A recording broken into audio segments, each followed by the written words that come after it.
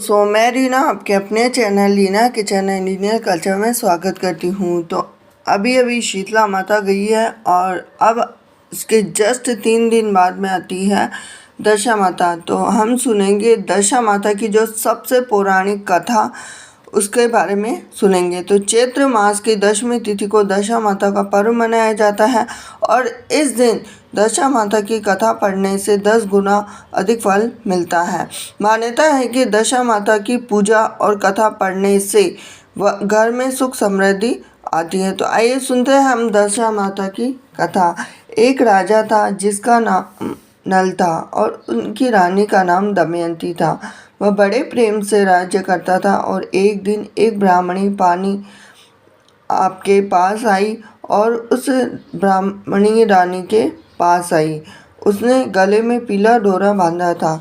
तो रानी ने डोरा देखकर उससे डोरे के बारे में पूछा तो वह बोली कि डोरा दशा माता का है, पहनने से सुख संपत्ति अन्न धन घर में आता है।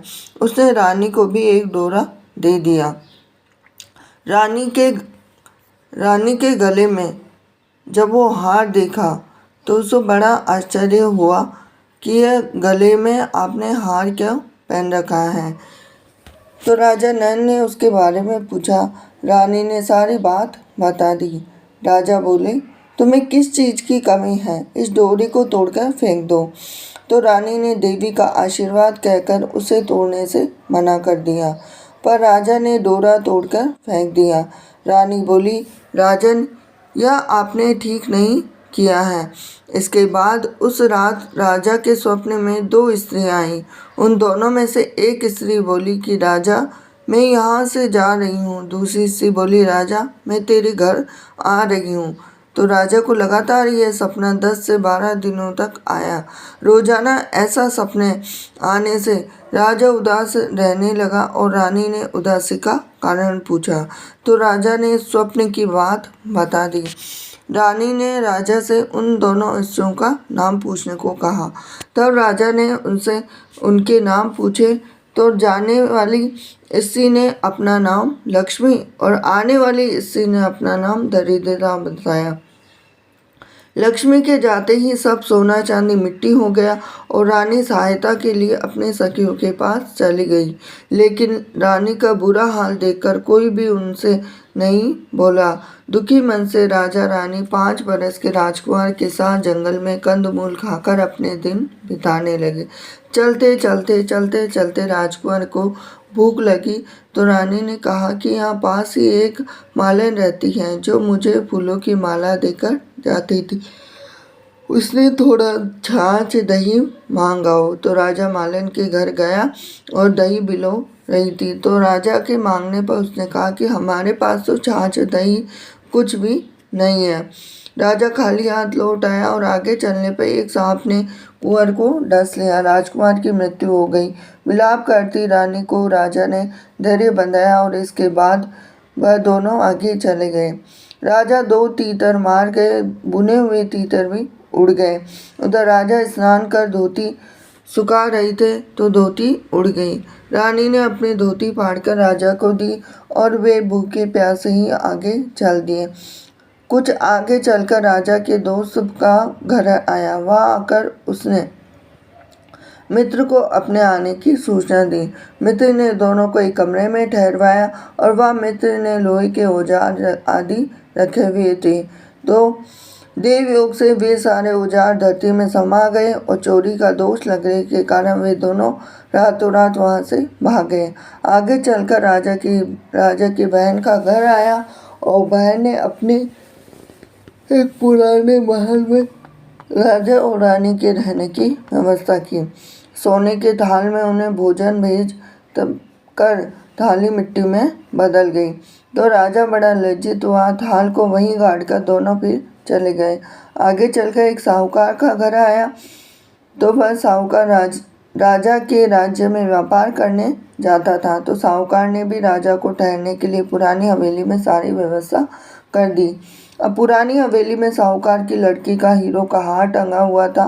पास ही दीवार पर एक मोर अंकित था तो वह मोर भी हार निकलने लगा। तो यह देखकर राजा रानी वहां से भी चले गए। अब यह होता है कि इतना होने पर रानी बोलती है कि किसी के घर जाने के बजाय जंगल में लकड़ी काट कर बेचकर ही हम अपना पेट भर लेंगे। तो रानी की बात से राजा सहमत हुआ।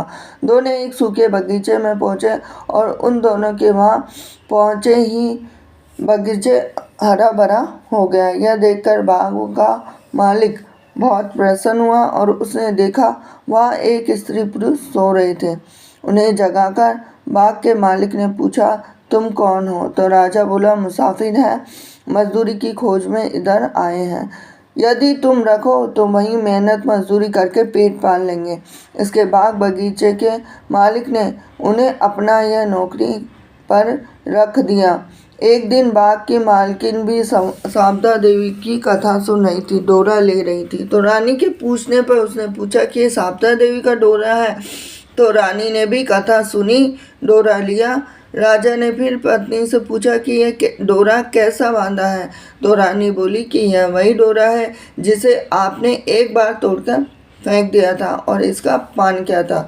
उसी के कारण शारदा देवी हम सब पर नाराज हो गई। रानी फिर बोली, यदि शारदा माँ सच्ची है तो फिर हमारे पहले के दिन लौट आएंगे। उसी रात राजा को पहले की तरह स्वप्न आया और एक स्त्री कह रही थी, मैं जा रही हूँ। दूसरी कह रही थी, राजा मैं वापस आ रही हूँ। तो राजा ने दोनों के नाम पूछे तो आने वाली स्त्री का नाम लक्ष्मी था और जाने वाली स्त्री का नाम दरिद्रता बताया। तो राजा ने लक्ष्मी से पूछा कि अब जाओगे तो नहीं? तो लक्ष्मी, यदि तुम्हारी पत्नी शारदा देवी का डोरा लेकर कथा सुनती रहेगी तो मैं नहीं जाऊंगी। यदि तुम डोरा तोड़ दोगे तो मैं वापस चली जाऊंगी।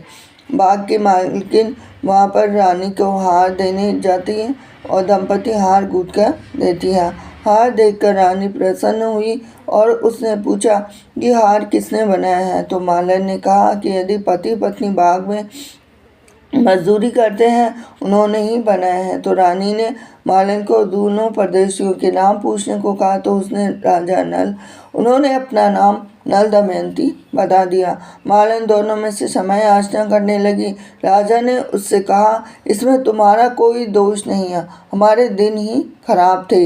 अब दोनों अपने राजमहलों की तरफ चले। राह में साहूकार का घर आया। दोनों वहाँ साहूकार के पास गए तो साहूकार ने नई हवेली में उन्हें ठहराने का प्रबंध किया। तो राजा बोला, मैं तो पुरानी हवेली में ही ठहरूंगा। वहाँ साहूकार ने देखा कि दीवार पर चित्रित मोर नौलखा हार उगल रहा है। तो साहूकार ने राजा के पैर पकड़ लिए और राजा ने कहा कि दोष तुम्हारा नहीं है, मेरे ही दिन बुरे चल रहे थे। राजा आगे चलकर बहन के घर पहुंचा तो बहन ने नए महल में ही रहने की जिद की। जैसे उसके पैरों के नीचे की धरती खोदी तो हीरो से जड़ी ढाल वहां से निकल गया। राजा बहन को वह ढाल भेंट स्वरूप दिया। तो राजा आगे चल मित्र के घर गए तो नए मकान में ठहरने की व्यवस्था की, पर राजा पुराने में ही ठहरा। वहीं मित्र के लोहे औजार मिल गए। आगे चले तो नदी किनारे पर जाकर राजा की धोती उड़ गई और वृक्ष लटकी हो गई। वहां नहाकर धोती पहने तो राजा आगे चलता गया तो कुंवर खेल रहा था। माँ बाप को देखकर उसने उनके पैर छुए और नगर में पहुंचकर राजा की मालन दूध लेकर आई। तो राजा बोला, आज दूध लेकर आ रही है। उस दिन छाछ के लिए मना कर दिया। रानी ने राजा से कहा कि तुम्हारे बुरे दिनों का प्रभाव था। इसके बाद दोनों वहां से अपने महल की तरफ गए। रानी की सखियां धन धान्य से भरे थाल लिए गीत गाती आई और नौकर चाकर सब पहले के समान ही आ गए। दशा माता के डोरे के प्रभाव से ही उनको यह सब प्राप्त हुआ। इसीलिए सभी को श्रद्धा पूर्वक माँ दशा माता की पूजा करनी चाहिए और स्त्रियों को कथा पूजन कर डोरा धारण करना चाहिए। तो ये थी आज की दशा माता की व्रत कथा। वीडियो अगर आपको पसंद आया हो तो वीडियो को लाइक करें, चैनल पर नए जुड़े हैं चैनल को सब्सक्राइब करें, बेल आइकन प्रेस करें और ऐसी ही सुंदर सी जानकारी के लिए मेरे साथ बने रहिए डीना के चैनल इंडियन कल्चर पे। तो मिलती हूँ अगले वीडियो में। हरे कृष्णा।